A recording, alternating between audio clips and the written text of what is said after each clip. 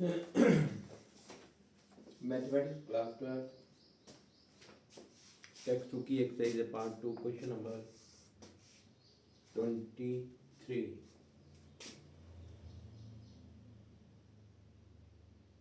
Question number 22 integral x plus 3 upon x square minus 2x plus 5 minus 2x minus 5 minus 5 minus 5 D x plus 3 को हमने break करना है a into derivative of this function. इसका derivative हमारे पास होता है ये वाला D by D x of x square minus 2x minus 5। इसका डेरिवेटिव होता है एक्स स्क्वायर का डेरिवेटिव 2x और इसका डेरिवेटिव माइनस 2, इसका डेरिवेटिव माइनस 2, इसका डेरिवेटिव माइनस 0। ठीक है, तो ये आएगा हमारे पास 2x minus 2 plus b constant. ठीक है, इसके बाद कोएफिशिएंट कंपेयर करने हैं x और कांस्टेंट टर्म के। Comparing the coefficients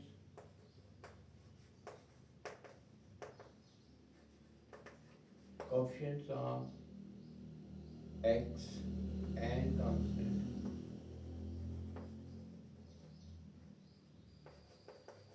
terms. यहाँ पे x का कोएफिशिएंट 1 है, यहाँ पे x का कोएफिशिएंट 2a है, तो a की वैल्यू आ जाएगी 1/2। ठीक है, यहाँ पर x का कोएफिशिएंट 3 है and here in this term the coefficient of x is -2 और a साथ में मल्टीप्लाई हुआ है -2a और लास्ट में कोएफिशिएंट b। ठीक है, तो a की वैल्यू 1/2 पुट कर दो, -2 into 1/2 plus b, then it is 3, ये से कैंसिल 3, 1 को इस तरफ ले जाए, 3 + 1 is equal to b, so b is equal to 4। ठीक है, तो ये वैल्यूज आ गई। x + 3 को हमने ब्रेक कर दिया, x + 3 इज 1/2 और b की वैल्यू 4। अगर इसे हम सिंप्लीफाई करते हैं, इसे सिंप्लीफाई करते हैं तो ये वैल्यू x + 3 के बराबर आनी चाहिए। देखें आती नहीं आती है। 1/2 को इससे मल्टीप्लाई करेंगे खाली x रहेगा, 1/2 को इससे मल्टीप्लाई करेंगे -1 + 4 दैट इज +3। ठीक है, तो ये हो गया।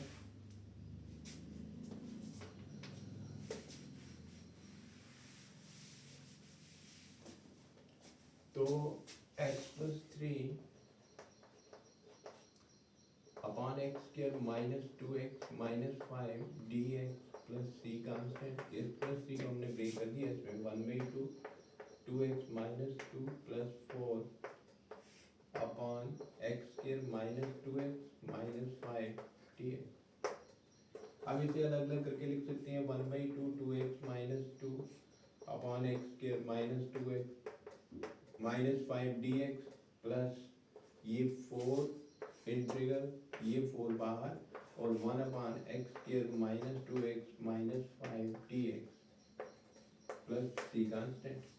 तो इसे डी पुट करेंगे, ऊपर dt आ जाएगा। इसे हम डायरेक्ट भी लिख सकते हैं, 1/2 it is equal to log of x² -2x - 5। ठीक है, या इसे I1 मान लो, इसे I2 मान लो, फिर इन्हें अलग अलग करके इंटीग्रेट करो। तो ये नहीं तो डायरेक्ट भी, अगर आपको प्रैक्टिस हो गई है तो आप डायरेक्ट करें। ठीक, 1/x² -2x - 5 dx plus c constant, इसे अलग से इंटीग्रेट करें। अगर इसे I1 नहीं माना है तो इसे I1 मान के कर लो, इसे वैसे रहने दो, कर लिया इंटीग्रेट। तो वो वाला I1 is equal to 4 into 1/x² -2x plus 5 dx। अब इसे होल स्क्वायर में चेंज करना है, तो ये बनेगा a²। ठीक है, -2a, b की वैल्यू कितनी होनी चाहिए 1, मीन 1 स्क्वायर हमने ऐड करना, 1 स्क्वायर सब्ट्रैक्ट करना है एंड dx।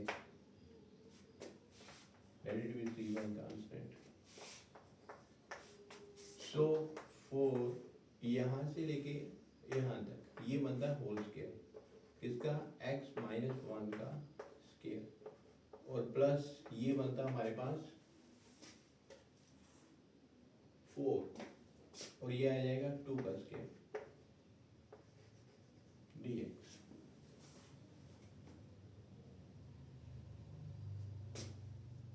प्लस 5, ये -5 है ना, तो राइट हियर -5, तो यहाँ पे भी -5, ये बनेगा -6। अब फार्मूला चेंज हो गया, -6 को लिखते हैं √6 होल स्क्वायर। अगर +5 होता तो यहाँ पे ये डजन का फार्मूला बनना था, अब ये फार्मूला बना है x² - a² का। ठीक है, तो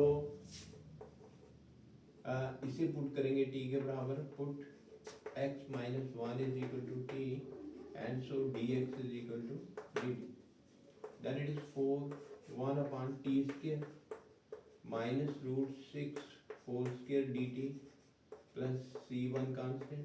ठीक है, और किसके बराबर आया ये 4 1/x² - a², ये होता है 1/2a √6 log of t minus √6 upon t plus √6। ठीक है, प्लस c कांस्टेंट। अब t की वैल्यू ये 2 इससे कैंसिल, ये बनेगा 2√6 log ऑफ, और t की वैल्यू पुट करनी है, t की वैल्यू x - 1 है, x - 1 माइनस √6, और दूसरे केस में x - 1 plus √6 plus c1 constant. ठीक है, देयरफॉर लास्ट में इंटीग्रल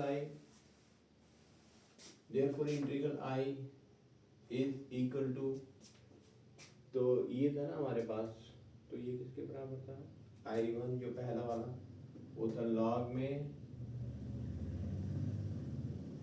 ये जो पहले टर्म है वो लिखनी है और साथ में इसे लिखना है +2 √6 log of this whole value plus c1 constant, इन दोनों कांस्टेंट को c2 लिखना है, so integral i is equal to this value +2 √6 and this value plus c2 constant, ये इसका रिजल्ट हो गया।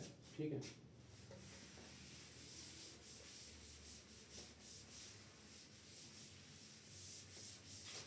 Question number 23, x 5x plus 3, 23 इंटीग्रल 5x plus 3 upon √x² plus 4x plus 10 dx, इसे इंटीग्रेट करना है। तो पहले 5x plus 3 को हमने ब्रेक करना है, 5x प्लस 3 को ब्रेक करना है a इंटू इसका डेरिवेटिव, तो इसका डेरिवेटिव कितना आता है 2x प्लस 4, ये 10 का डेरिवेटिव प्लस 3। इसके बाद हमने कंपेयर करना है, comparing the coefficient of x and constant term, यहाँ पे x का कोएफिशिएंट 5 है, यहाँ पे x का कोएफिशिएंट 2a है, तो a की वैल्यू आ गई 5/2। अब कांस्टेंट टर्म यहाँ पर 3 है, यहाँ कांस्टेंट टर्म 4a है प्लस b, 3a की वैल्यू 5/2 पुट करनी है प्लस b, ये से cancel, 3 is equal to 10 plus b and 3 minus 10 is equal to b, so -7 is equal to b। ठीक, a की वैल्यू आ गई 5/2 और b की वैल्यू आ गई -7। ठीक है, तो इस फंक्शन को हमने ब्रेक कर दिया इसमें, अब इनको अलग अलग करके लिखना है।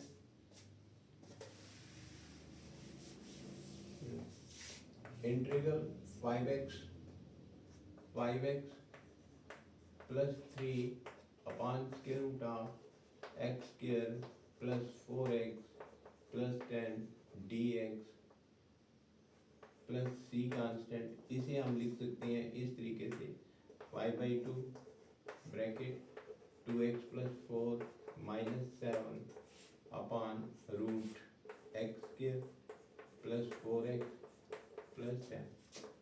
अब ये 5/2 अलग, 2x प्लस 4, ठीक है, √x² plus 4x plus 10 plus की जगह माइनस 7 अपॉन ये वाला 7 integral 7 upon square root of x square plus 4x plus 10 dx plus C constant. अच्छा 5/2 बाहर,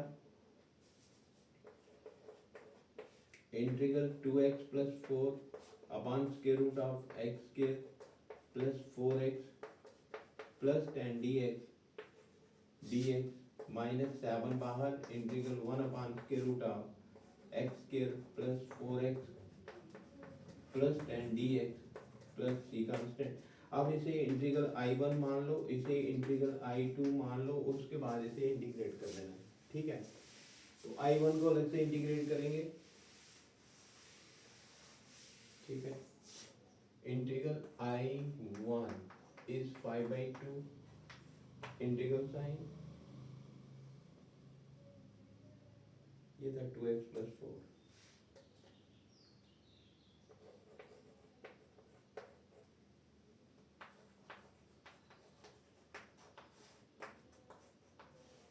upon square root of X के plus 4x plus 10 dx C1 constant. इसी जो root के अंदर है इसी पुट करना है हमने t के बराबर। पुट करेंगे x square plus 4x plus 10 is equal to t। ठीक है, उसके बाद इसे डिफरेंशिएट करेंगे, differentiating with respect to x square का डेरिवेटिव 2x 4 और ये 10 का derivative 0 dx is equal to dt। Mean इसे t पुट करेंगे ऊपर वाला dt आ जाएगा, 5/2 ऊपर dt 1 dt और नीचे हमारे पास root t plus C1 constant. अब रूट t को इंटीग्रेट करना है तो इसे पहले ऊपर ले जाना है, t raise to power -1/2 dt plus C1 constant 5/2। अब इसे इंटीग्रेट करना है, t raise to power -1/2 plus 1 -1/2 plus 1 plus C1 constant. तो -1/2 प्लस 1 कितना होता है, सिंप्लीफाई करेंगे +1/2 एंड इट इज +1/2।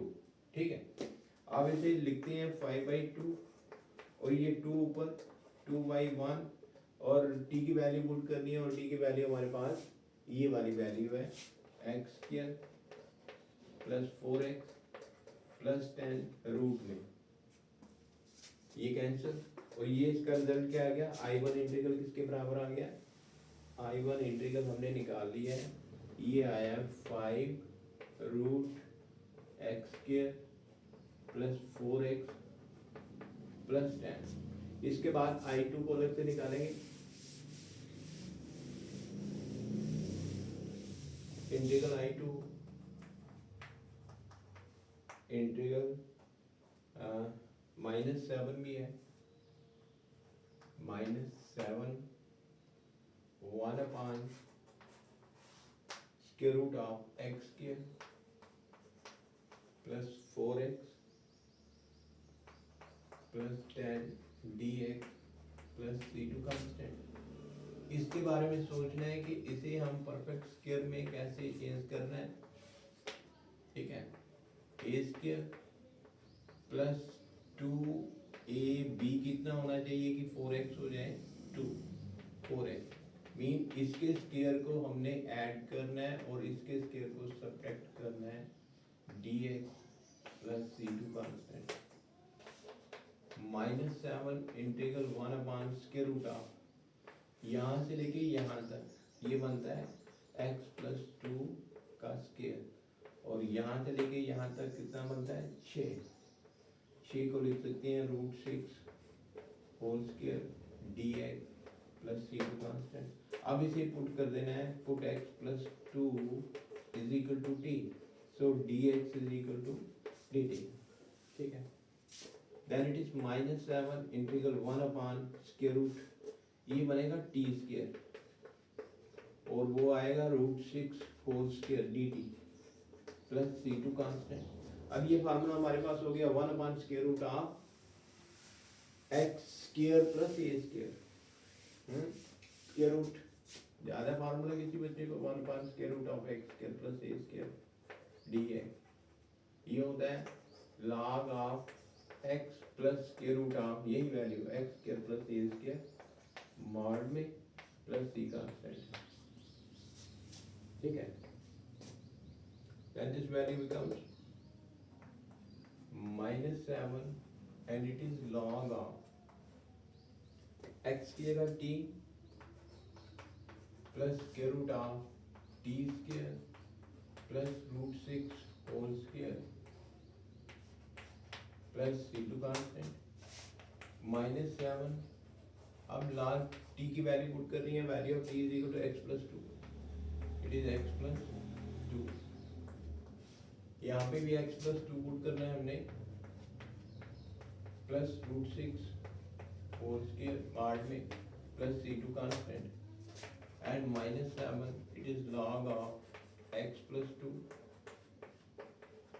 अच्छा इसे सिंप्लीफाई करेंगे, इसे सिंप्लीफाई करेंगे तो ये मेरे ख्याल में यही इसी के बराबर आएगा, 10 के बराबर। देखते हैं सिंप्लीफाई करते हैं।